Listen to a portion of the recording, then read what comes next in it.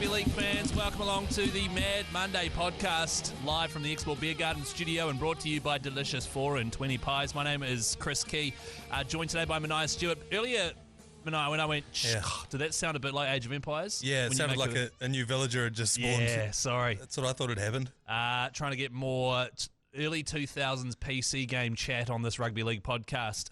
But look, no bones about it, Manaia. First week of the finals happened and we threw it. Well, we threw it intentionally. We rested Sean Johnson even though he didn't need it. Yep. And we knew the Panthers would be tough to beat at home. We said, stuff it. We want a game in New Zealand at Mount Smart. So let's get straight into it. The Panthers, a massive win over the Wars at home, 32 points to 6. Kenny now out to Cogger. Nathan Cleary getting away from Barnett. And the Ford XR6 ties him up, gets the offload away. Leota. What kind of ball playing has he got? Tor, inside step. Oh, was he short? I have a feeling that arm got there. The ref agrees. Fifth and final. Here we go. What can the Crimson Chin do? Puts it onto the toe. And Mitch Barnett. That's out. That's out. Nathan Cleary is out. Caught at the boundary by Mitch Barnett. A bit of a random pass back to Dylan Edwards as a 4 and 20 pie is just placed down. No wrapper on it. Someone's lost the Straight boot. on the counter. No! Liam Martin just steams through, surely some sort of obstruction. Has he scored that with one boot off? It's just Barnett gets the pass away. These dudes that are just on the bench, foaming at the mouth. Go, Dylan! Here we go! A floater back inside to Wainigan! Yes! The Warriors are on the board! Woo! Yes, boy! It's finals time! The Warriors, 20 points to 4. Manaia Stewart, how good? Well, up the Mount Smart Jokers in Penrith right now. As Nathan Cleary That's why I'm not going to skill him. runs out to the right. No! And that'll be the highlight they play around the world when they try and sum this game up. Ball in one hand, Nathan Cleary, everything he learned from us. That try should actually be recorded in the Warriors side of the ledger, and that shin should be shaved down by at least 3 inches. Oh, it certainly needs to be planed down by at least 3 inches there. And I got to say, that really, that final try from Nathan Cleary, he put on a clinical game. He really directed them around the park. He had his hands on the ball constantly. It was a masterclass. But for Montoya and Pompey to let through such a soft try towards the end there, that was just heartbreaking stuff. I don't know if you, and I've made this reference before, but I don't know if you've ever played Ricky Ponting cricket on PlayStation. No, I was a Brian Lara cricket guy. May have been the same thing. Anyway, when your confidence meter filled, you could, if you were a batsman, you could do slog sweeps and reverse sweeps and things. When you're a bowler, you could do a Yorker or a Doosra or a Wrongin or whatever. That was Nathan Cleary with his confidence meter full. Yeah, right. He had one hand on the ball. He never put the other hand on. He's thrown 3 different fakes. It bamboozled everyone. By that stage, he had our defence in knots because they'd seen him do 7 different things every time he touched the ball. It was like a UFC fighter when they just don't know what punch is coming, what kick's coming next. That's right. They all froze, and eventually he scored it. And in 2K, when you have the flame next to you, and you can just hit step back threes and threes from the logo and things like that. I think I saw a flame at his foot, yeah. Well, that was the arrogance of the man, was to actually set up a try for Liam Martin with one of his feet out. He only had one shoe on, still threw a beautiful little skip pass to Liam Martin, who dove through. He had a massive game too, Liam Martin. Yeah, Cleary got the dogs out, and he so did. And, he came back from injury a few weeks back, and he was a bit iffy, and, people were like, Nathan Cleary, it's going to take him a while to get back to his best. He's officially there now in time for the finals, which is scary stuff. Manaia, have you looked at the match centre of this game? In what manner? Oh, you've got it open right now on your phone. Didn't see that. Right. Basically, the amount of... They had 550 more run meters than us. Right. They had 130 more post-contact meters. They had 9 line breaks. We had 0. The line breaks one, though, having 0 for us is because we lost both our halves. You take both the halves out of any of these finals teams, and they're going to struggle. So I don't think that anybody thought that we were going to go into this as favourites. We were 4th playing the first place team. First place team who have won 6 straight finals games, and also all their players play State of Origin. They all play finals football. They play for Australia. They play representative footy. They are so experienced. Yeah, 100%. So like Andrew Webster said last week, we had nothing to prove. All of the pressure was on the Penrith Panthers. They should have won that game, and in the end they did. I just wanted us to go out there and fire a couple of shots, and I thought we did that as well. Gus Gould thought we did too. 6.5 he gave us out of 10. I don't know if you saw that. Shot Gussie, thanks, mate. He hit Twitter. He hits Twitter very hard. Well, we got more points from him than we actually scored in the game because we only scored 6. So shot Phil. He gave us a higher rating than the Melbourne Storm. He gave us a higher rating than a lot of teams, and actually he gave the Knights, which we'll get into later on, a 7, which is only 0.5 higher than us, which is a huge omen when we get Shaun Johnson back. It is. Just quickly though, you mentioned the halves and not having them and the line breaks, etc. We missed 55 tackles. Yeah, I don't know so much. I don't know that Shaun Johnson's going to come in and make up those 55 tackles. And he's been tackling great all season, but it's just that and a few dumb things that just weren't part of our game before we went. I honestly blame that cushy run into the finals. I don't want a cushy run ever again. I want a nice mixture because we had like 6 bottom teams in a row. Yeah, but we made it look tough. We certainly made it look tough. We struggled our way through it and lost the final one against the Dolphins with a pretty much a team full of new faces and stuff. But we're now coming straight from that into the Panthers, who are the cream of the crop. They are so clinical. They are so experienced. And they kind of just reminded us like, yo, if you're going to beat us, you're going to have to deal with not just Nathan Cleary, but Moses Leota throwing skip passes out to the wing. Shit like that. It's just crazy. Yeah, anytime you got props throwing skip passes, you can see again the confidence meter's full. That Brian To'o try was not a try. I mentioned it on the commentary. He dunked it. He went for the line, dunked it, and it was short. By the time he got to the line, I feel like he'd lost control. Well, by the time it actually touched the white chalk, the ball was no longer in his hand. It was sort of on his wrist. That's right. So if you're Brian To'o and you realise, well, actually, they're just letting me score from wherever. Why not just dot it down over the halfway line, call it and try it and be done with? So, okay, well, let's cross that try out. It's still bit of sour grapes. 26-6, you know what I mean? And we had one try called back from a Pompey obstruction. Dylan Walker scored a great try to begin with. And to be honest, I think Pompey had a bit of a shocker. He gave away like a couple of dumb penalties by just holding on too long on the ground and stuff. And he also let that last try from Cleary go through too. Yeah, I don't know that there was anyone out there that was going to stop that, to be fair. Like, I think that was just... What, Cleary? Yeah. It was pretty piss weak. It was just 2 guys sort of grabbing the jersey, you know what I mean? It was 2 guys tackling knowing that the game was over, basically. And actually on the missed tackle thing as well, those count as missed tackles. This is why dudes like David Fafita and James Tedesco do so well in fantasy, because they can just run across the field like JAB rugby, and just slapping hands away, and those all count as tackle breaks. So I wouldn't be too disheartened by that. I will say that, going forward, we do need to get back to what it is that we do, which is boring, hard-nosed footy that Webby's put in there. I thought it was a little bit suspect. Again, mentioned it on the call. I haven't seen them play at their home stadium in a while. They've been playing a lot of games all over the shop.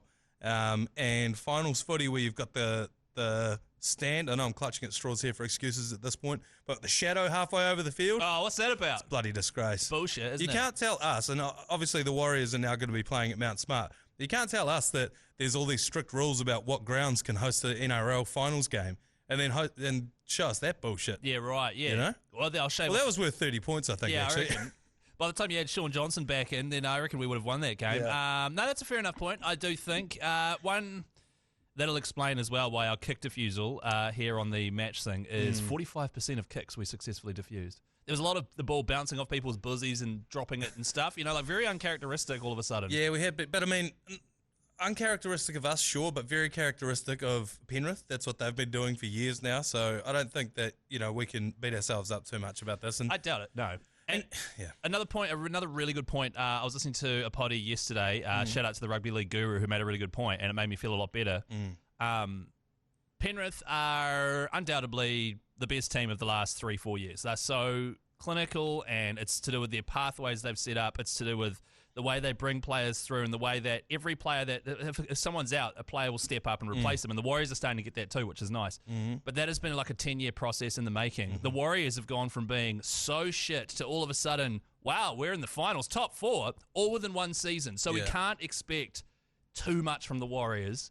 You know what I mean? No, but and this is another great thing about their run of form this season is that everyone is expecting too much of them, which is it's excellent. That's a great position to be in. Oh, it's very different. But they're it's like, oh shit, they're actually not quite as good as the Penrith Panthers. It's like, who was saying that about the Warriors last year? No. Nobody was going to come in and be like, I don't know if they can beat the Panthers. Everyone was just like, oh, no, they're fucked. Well, it was one of the... It was one of those situations where, what's that? They're playing the Melbourne Storm. Okay, I'll just close my eyes for this one. Oh, 70-0. Okay, cool. Yeah. You know what I mean? So we've obviously come a long way, but I do think it's going to... I personally right now can't sit here and say, yes, the Warriors will win the premiership this year. I think they will win this coming weekend, and I think they're then going to come up maybe against either the Broncos. I think it's the Broncos. I think they switch and play the other side of the table.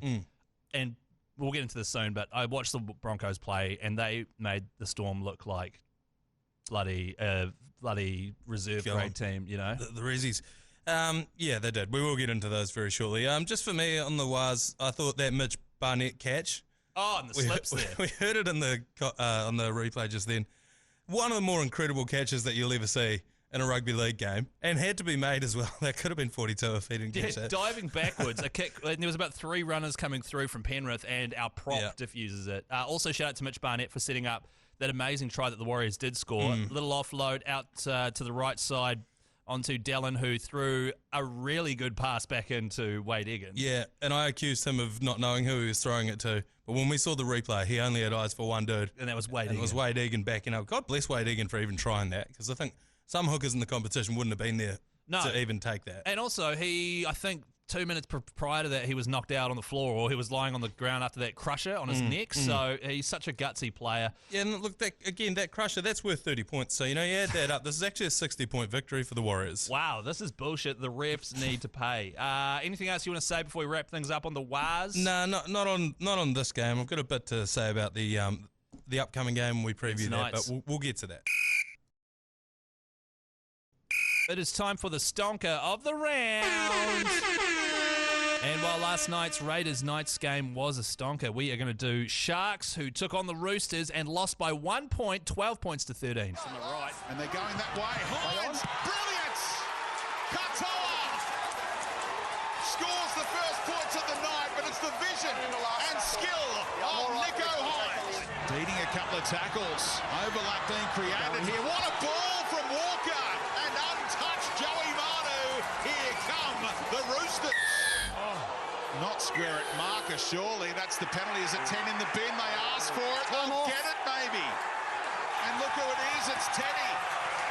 Sandon Smith's kick, clearly played at. Ricochets kindly, and the Roosters score! Seawall Wong finds a passage right back into the ballgame for the Roosters. Inside the Westpac red zone. Is this the moment? Sam Walker gives them a 1-point lead. The Roosters lead with 7 minutes to go. This is remarkable. One of the great finals wins for the Roosters.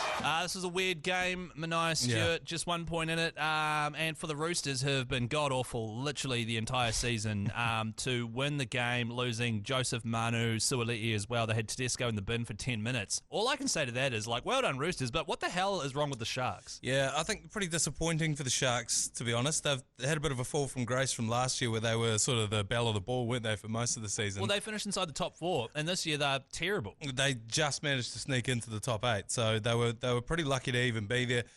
The big thing, the game winner for me, obviously it was Sam Walker that hit it, and he's been out of the rotation. Allegedly he'd fallen out with, I don't know if it was Cooper Cronk, or there was someone in their halves coaching team that, they didn't like. Sam Walker? Sam Walker, that's right, yeah. And so he got put back to reserve grade for a few weeks, and then he was quite clearly, by far and away, their best player, I think, out there. He was putting all of the plays on, skip passes for the try, or one of the 2 tries that they scored. He set everything up and then obviously kicked the game winner. The humiliator for me is the Sharks had 2 chances to ice this game. Oh, my God, yeah. How long does it take Hines to snap off a droppy, by the way? And he got charged down both times. So it's obviously a range issue with him. Take a couple of steps back, particularly if you've been charged down once. But then they come down the other end. Sam Walker does something that I can't understand why more players don't do this. I wonder how much they train field goals in rugby league. It might not be that much because, they don't happen that often, but they do win games. He just kicked it straight up into the air. His drop goal almost went straight up and then straight down. Sam Walker. As opposed to the distance, you mean? Yeah. Right. Well, to get over, because it looked like Nico Hines was going to kick it so it was barely ever higher than the crossbar, which is easy to charge down. Sam Walker realised, it's actually not the crossbar I'm trying to kick it over. It's the defender. Who's always offside. Yeah. So that's actually a really good strategy. It's like a bomb. Yeah. That's a good point. But it's such a minor little tweak that you can make. And, reach out NRL teams if you need a new halves kicking coach. But I just think that it's such an obvious tweak that no one seems to make, you know? We don't need Daryl Halligan anymore. We need Manaia Stewart in there. No, and look, my claim to fame, sporting-wise, and I know Are you going to tell the story about you charging down the kick? It was against Temuka, circa Shout out 2009. Temuka, by the way. Yeah, right. And they were right out in front. It was a foregone conclusion. And I sprinted out, charged it down, and we lost the game by 40. But the dirty secret was that kick was never going over. Right, because it was such a low angle. Because it was so low, because I can't jump over a phone book, and I managed to charge it down. Right. And I think that's what happened to poor Nico Hines as well. It's like that was never going over either, but it made it look so much worse because he got charged down twice. Well, this is... Take it higher, come on. And by the way, I mean, an idiot could have seen that the Roosters needed... I mean, I know he got injured, but towards the end there, just as he was about to come back. But what it is, and I've just thought about this, is you've got yourself in a smart, steady relationship. Your partner is onto it, right? Your partner is Sam Walker. You're out one day and you see... This is what the Roosters have done. Hot Joey Skux, and you go, you know what? I'm going to bench my smart, steady relationship and try it on with Joey Skux. Put him in the halves, who's just a big hamu. He's mean. He'll score some tries, but you'll lose games and it'll ruin the flow of the back line. Yeah. It's going to be all over the shop, and then you get to the end of the season, you go, oh, no, I've made a huge mistake. You beg Sam Walker to take you back. He does, and what happens? You get structure back. He's kicking the winning field goal for you, and all of a sudden you're through to the next round of the finals. You know what I mean? Kind of. I don't know. I think Joey Skux is too much of a hamu dude to be in the halves. Yeah, right. Pretty hot, though. Yeah, very hot. And by the way, Manaia, the reason I brought this up is actually to do with your relationship and the choices you've made recently. Yeah, so okay. I thought that the podcast would be the best place to do this. Right, so you reckon give Beyonce the flick and get back with her? Yes. Get back with my miss. Okay, well, look, I'll think about it. It's coming from a place of care, man. Who's got a better drop kick on them, I guess. Teddy getting binned is great. I loved it. I feel like he's got... You hate Teddy, eh? I hate Teddy, and it's nothing to do with him. It's got nothing to do with Teddy, literally. It's the way that Australians fucking love him. I love Teddy too. Yeah, see, this is case in point. I'm not No, terrible judge of character, though, and that's my point, is they just love him. He's St. Teddy, he's the captain. Seems like a good bloke. Oh, no, I think he's a lovely guy. I just hate the way the Aussies love him. Right, they love Steve Smith. They love David Warner. Yeah, right. And it was the exact kind of thing that he gets away with more often than not when he got binned. And he actually got away with it against us, I think, very early on this season. We were screaming at the ref. Game. Was it the wet game? The soaking wet game at Mount Smart? Not that game. It may have even been last season, but I just have a distinct memory of him doing the exact same thing to us, getting away with it, holding someone down after a breakaway. I think it's when we played at the SCG, like round 4 or 5 this year. Yeah, that's right. Yeah. Holding someone down, it's a cynical one, but it's one that you can get away with. Especially if you're Teddy or like a Cameron Smith or something. This is my point. But he didn't get away with it, which was just great to see. Yeah. It's not going to matter to us. We won't see him. But. I'm pleased for you, though, personally, because this is a big win for you, Teddy, getting binned. Two other things, really. The Sharks... I mean, they opened things pretty nicely with, you've got your left winger, Mulitalo, dotting down. You've got Sione Katoa dotting down too. Nice plays. And then they were just an absolute shambles. They couldn't seem to generate points after that. They had a chance, and Brayley dropped the ball over the line off a mean-ass sort of left-wing play with a kick through. And then the other thing that they completely stuffed up, I don't know if you saw this, but they started the game with Braden Trindle kicking for no reason whatsoever. He was the kicker, and he missed 2 from, like, pretty easy distance, including one that was only slight, and they lost by 1. And then they were like, oh, actually, Hines, you'd kick again, and he drills both of them. I was like, why the hell was Trindle kicking? I wonder if it was like a Sean Johnson from a few weeks ago where he's got a little bit of a niggle. A bit of a niggle, yeah. Well, it cost them, you know what I mean? Like, and then they swapped out for Nico, who scored both, who converted both. Yeah. Well, I mean, I guess that was when your season's on the line. You're like, well, fuck it, there's no game after this if this doesn't go over. So bugger his quad or his hamstring or whatever it was that he was going through.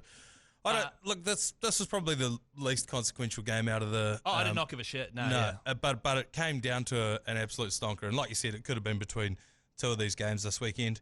But I just thought 12-13, that's what you want at a finals footy. They all delivered this week. They all except did. For the next one we're about to talk about. Yeah, except for the Broncos and the Storm. But one last quick shout out to a guy who is a prop forward who never gets mentioned when you talk about the top props in the game, Lindsay Collins.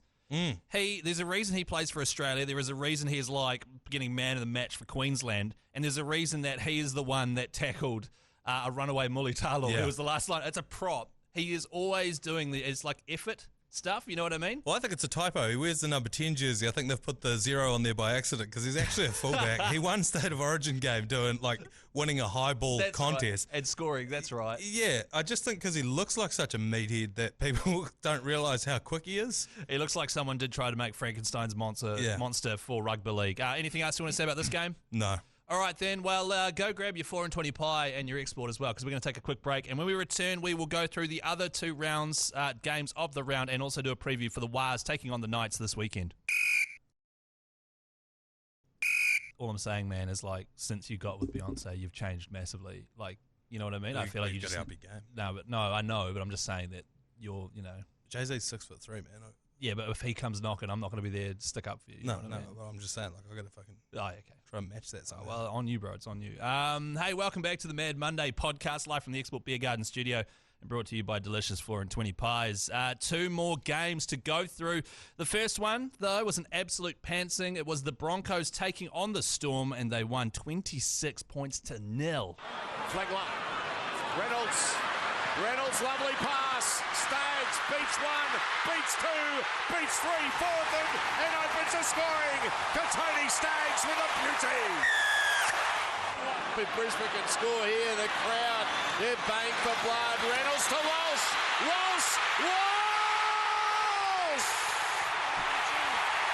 Into the crowd. Reece Walsh over the line. Now smoothie to Reynolds. Walsh again. This time passes Ricky. Jordan Ricky.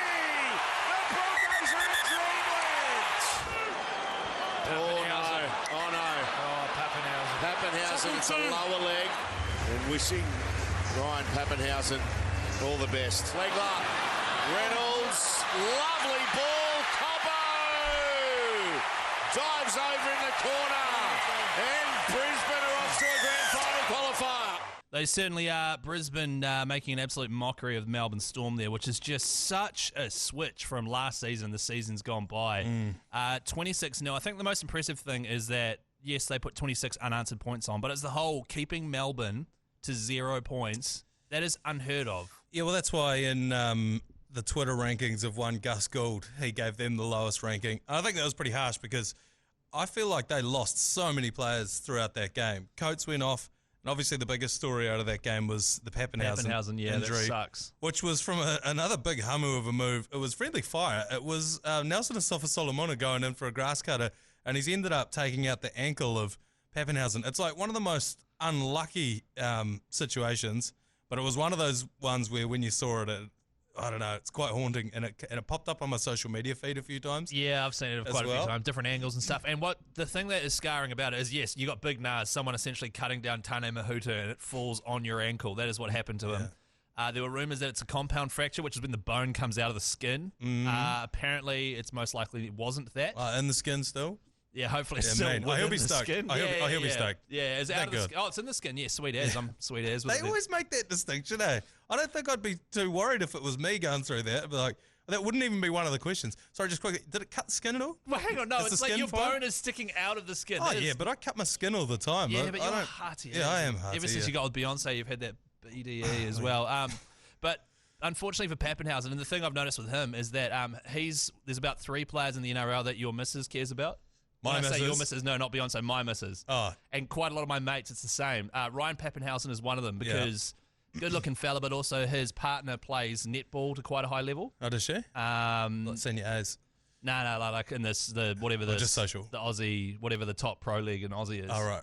And so Lucy's always like, how's Pappenhausen going? And I'm like, he got injured again after splitting his patella in 17 places or something. So it's heartbreaking for him. Good player. And I mean, according to the one bloke who seems to know everything, NRL Physio on Instagram, he'll be back training in the new year. It's either a 3-month wait or surgery and then a 3-month wait or something. So he will be back next season, but it's just heartbreaking and his confidence will be in the toilet. Yeah. But like you say, they don't have another game until then anyway. So, Exactly. But I don't know. I can't imagine having to rehab like that for so long. Yeah. And then have to try and come back. It's actually what happened to me in the 2 years I was away from the ACC. Well, I was going to say that. Yeah, it was the shattered patella first. Right. And then the conduct contrary to I was the standards that we hope. Yeah. It was a no-fault stand-down policy. Obviously, we've been through this. We don't have to really litigate it. But I was going to say, that you're not going to rehab for injuries, though, are you? You're going for other reasons. Well, look, I mean, Two different types. Well, at the end of the day, you know, what are they going to do? They're just going to, whether it's a physical injury or otherwise, at the end of the day, the doctor just asks you how it feels, and you've got to make that decision for yourself. And when he's healthy, hopefully he can come back too. Well, hopefully you're back to your best next season, because right now you are limping through this podcast. But the Broncos, they tore them a new one. Adam Reynolds comes back. Yep. He directs them around the park beautifully. Reece Walsh is a prick, and I hate his guts. Holy shit, he was awesome. He was, but he's so easy. Player. He's so easy to hate. I know, I hate him too. He's got a touch of that Luai sort of energy. Yes, big time. But he follows it up though by being really good at footy. I know, but of course he's got the pink boots. You know, of course, when they were in the huddle afterwards singing the team song, everybody was still wearing their kit, and he's naked pretty much. And he's naked. He's in his budgies. Yeah. And I mean, look, I would be too if I was rocking that bod, and I pretty much am, but I'm just not. You know what I mean? It's a humble scucks type thing that I'm rocking. Well, it's another case in point that you'd be doing the same thing. It's another black mark against him. Yeah, true that. I did love this game, though. I loved the energy that it started with. Yeah. I loved Carrigan, literally the first hit up of the game, him and Harry Grant getting into some biffo. Both, obviously, they're Queensland playing partners. Yeah. They both had big grins on their faces, like, oh, you want something? Yeah. I love seeing that. They were loving it. I do think that as excellent as the Broncos have been, and they have been, Jordan Ricky was excellent, Selwyn Throbbo has been tremendous as well. I kind of think that you can muscle them a little bit up front, and I feel like if anyone's got the pack to do it, it might be us. I just feel like they've got, like, Pat Carrigan's obviously excellent. He's a big enough dude. Payne Haas. Payne Haas is a giant, but I just, He's a psycho. But I know, but so's Mitch Barnett. You know, right. Couple of RPBs. Yeah, we got a couple of RPBs in there. I don't think that we're outmatched there. You know what I mean? Yeah. In the centres is probably where we're going to have a big problem because Katoni Staggs looked incredible. Katoni Staggs on one side, and the other side, who we forget about too, is Herbie Farnworth, who seems to be. He got through so much work in that game. Yeah, Jesse Arthurs was out there as well, former Warrior. Shout out to him. Good-looking dude as well. And they've got Cobbo on the wing, and no more Coates, of course. But I just think the Broncos, how far they have come. I remember doing a story on them getting the wooden spoon a few years ago, and literally Broncos locals throwing wooden spoons onto their training ground. And it was like the first time they'd had it in I don't know how long. That's great. And that was like 4 or 5 years ago. For them to now be... Literally, them and Penrith are on a whole nother level, and then I think the rest of the NRL's below that. You mean in terms of if you look at the schedule for the next 2 weeks? Well, obviously they're on a different level to everyone else, also I think they're just slightly. They are. I think it's going to be Penrith Broncos. Yeah, no, there's been a top two for quite some time now. Yeah, and right now, who do you want to win that? Because I don't want Luai and Nathan Cleary and them to win again. No, I'd rather the Broncos. You want Reece Walsh to win? I mean, I want the Warriors to win. Oh yeah. But under these circumstances, I'd love for Adam Reynolds to win one. Yeah, Adam Reynolds, true, actually. I would love for Payne Haas to win one. I'd love for Jordan Ricky to win one this year. Jordan Ricky from New Zealand. Yep. I think his mum's a teacher at like Christchurch College or something. Yeah. Probably Broncos out of those two. Yeah. I also don't think it's good for the sport when a team wins a three-peat. Like, obviously, exciting for their fan base, but it makes it a little bit boring, like when Golden State were winning all the NBA titles. Crusaders. Yeah, well, again, I said... except for if you're in their fan base. And I don't know if you heard, Casey. Yeah. I'm in the Crusaders fan base. Yeah, I know you are. But it's so, that's why I don't watch Super Rugby anymore. No, I know. They've it sucks. won so many that it gets boring. Yeah, exactly. 100%, man. Yeah. It's like when you and I play 2K on PlayStation. So I'm going to put a line through. Am I the Crusaders in that situation too? You actually probably are, because you're running like a triangle offense, and I'm just trying to get the ball to CP3 to throw a dime to. I'm bringing the mid-range back, mate. Actually, I love the mid-range. It's my favourite way to play basketball. Old school styles. Last game of the round. This was probably the biggest stonker of the round. However, it ties into a nice preview of the Warriors game this weekend. It was the Knights taking on the Raiders. It was an absolute barnstormer. It was close. It was double extra time. It was 30 points to 28 with the Knights getting the win. That sentiment has been put aside. Gambit into the line. Pollinau shot the best. And Marju trying 21. The big man in the middle. Oh, Wighton again forces it free. Hudson Young, Schiller. They're in Canberra. And Wighton with his aggressive jolting tackle has orchestrated that. Wighton now away to Schiller. He tiptoes down the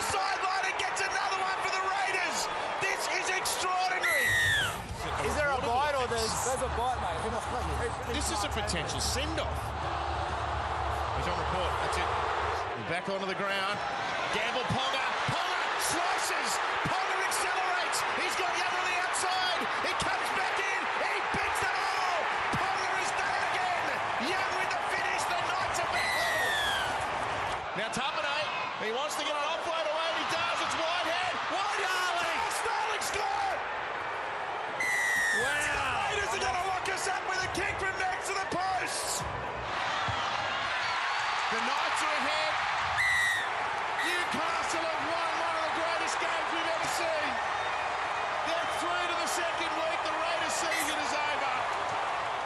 Yes, she was close there, and for some reason in 2023, the Raiders only know how to win either by 12 or under or with a last-minute comeback. That was giving me throwbacks to that game against the Waz, where they came back in that one. And in the end, that's sort of how they lost too. They had the big comeback, and then, they actually shot out to a giant lead. The Knights came storming back. Then it was neck and neck from there, and in the end, it was a Ponga penalty.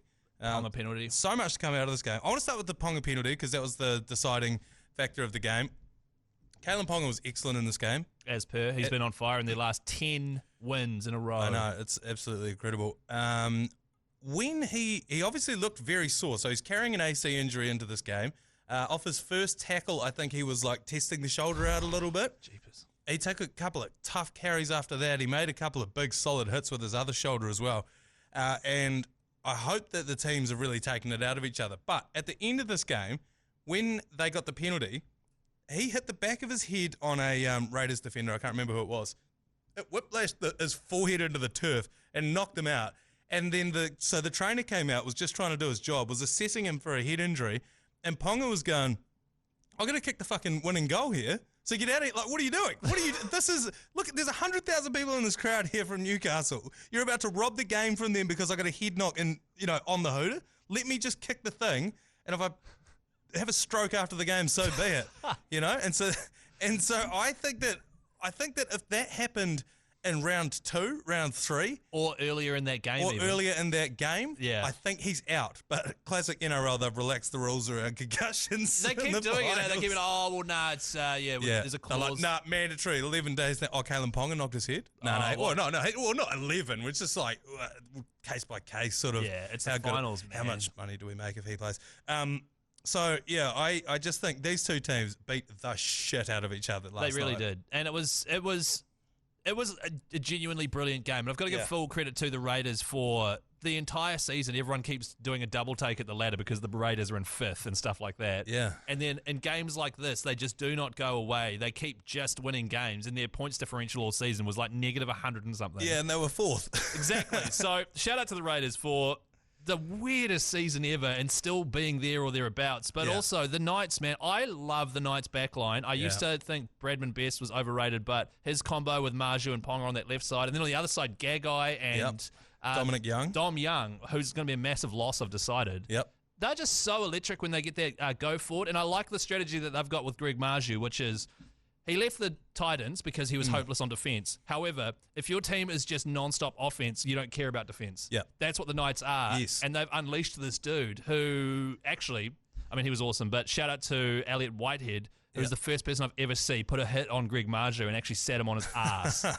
It was amazing. He's so stocky. He's built in such a peculiar way. And I remember he destroyed the Warriors a couple of years ago. He's playing for the Titans. For the Titans. He ran in like 4 tries, and I was like, Jesus Christ, I hope we don't see this guy again. Yeah. And, next week we will.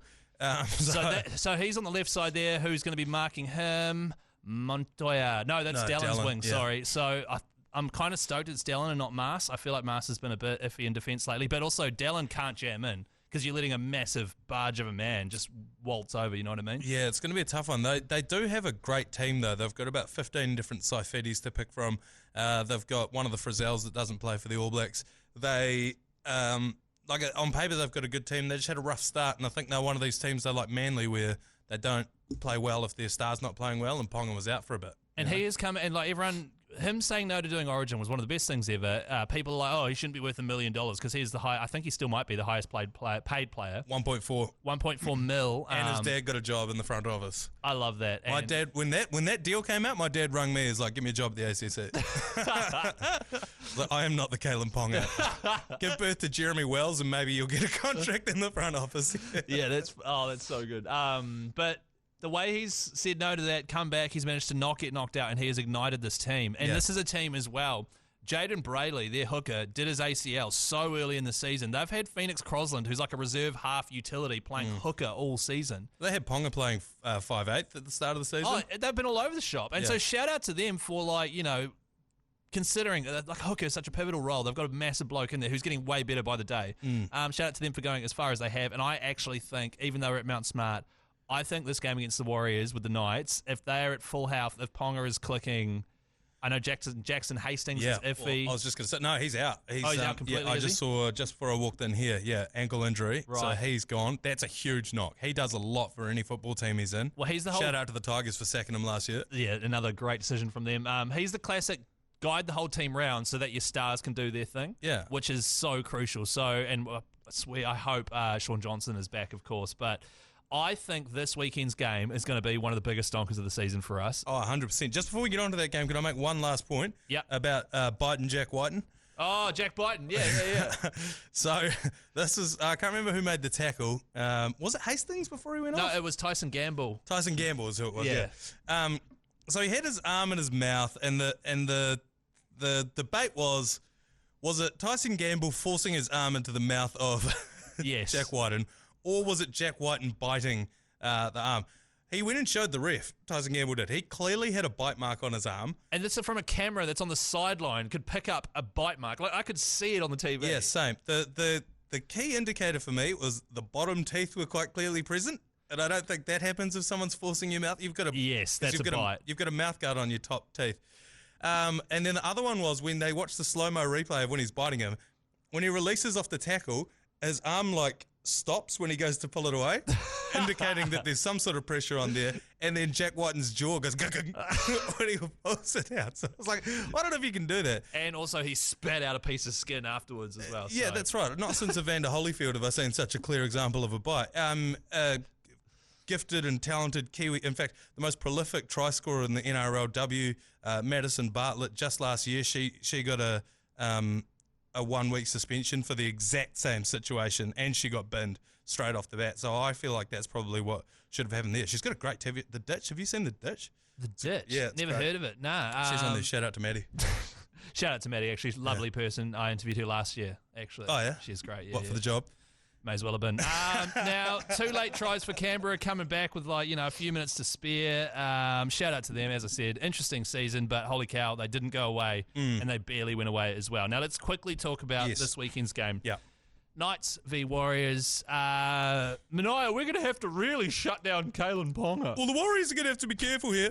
If they're out on their feet, they're in for a big night. No, I do think that one thing that I noticed about this game is the way that they score their tries. They are chaos merchants. Anytime there's a knock on, anytime a ball pings off someone, all of a sudden you've got Ponga and you've got Young just running it down your throat. And that's what happened last night to the Raiders. That's right. They had a clinical first half. They let it get away on them in the second half. And all of a sudden, the Knights are scoring from their own half over and over and over again. They're also, they were like full field tries. Yeah. And they're also a team that just gets fizzed up on their own try scoring ability. So they're a team that if they're down 18-0 at half time, they will easily be able to pull that back because as soon as they score once, they get fired up. Yeah. And So the key for us is going to be how clinical can we be? And that's been a hallmark of our game this year. That's what I think has turned the Warriors around this season. It's also something that's been missing for the last month and a bit. Yeah, so can we get back to that after the last few weeks? Because they play like the All Blacks used to play, where as soon as you knock the ball on, it's 5 points down the other end. That's right. I was hoping the Raiders would have won this game so that we'd be taking on the Raiders. Yeah. But yeah, I genuinely think it's going to be such a tough game. We need Sean Johnson out there. And also, I think one thing that we underestimated as well from Penrith was the way they were able to shut down our greatest weapon at the moment, which is the way our forwards carry the ball through the middle.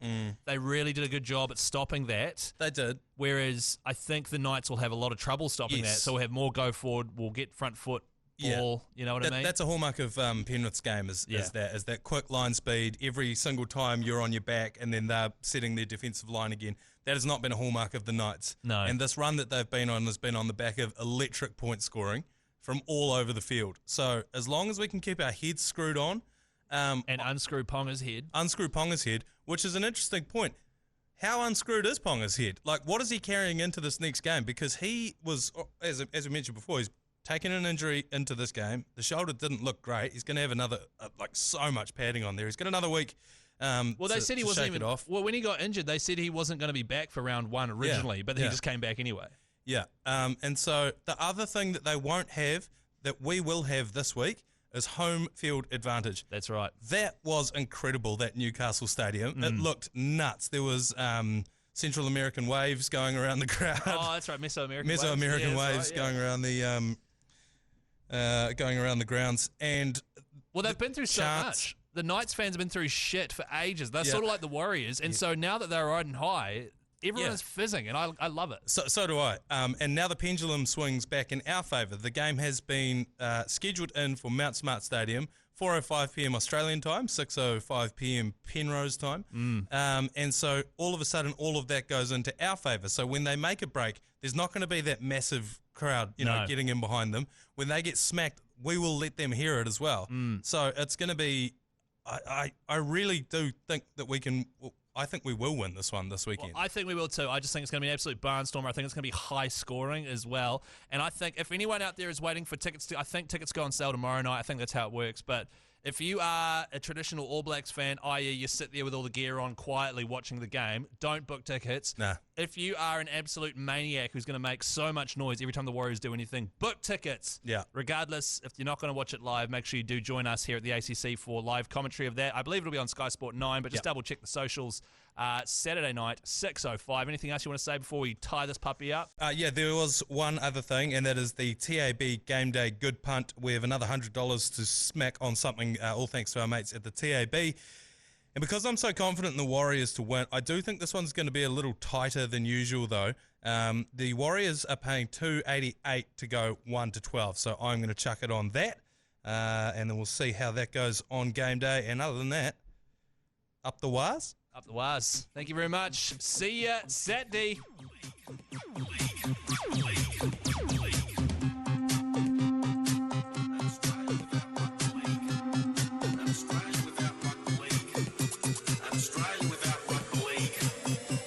Australia without rugby league is not Australia.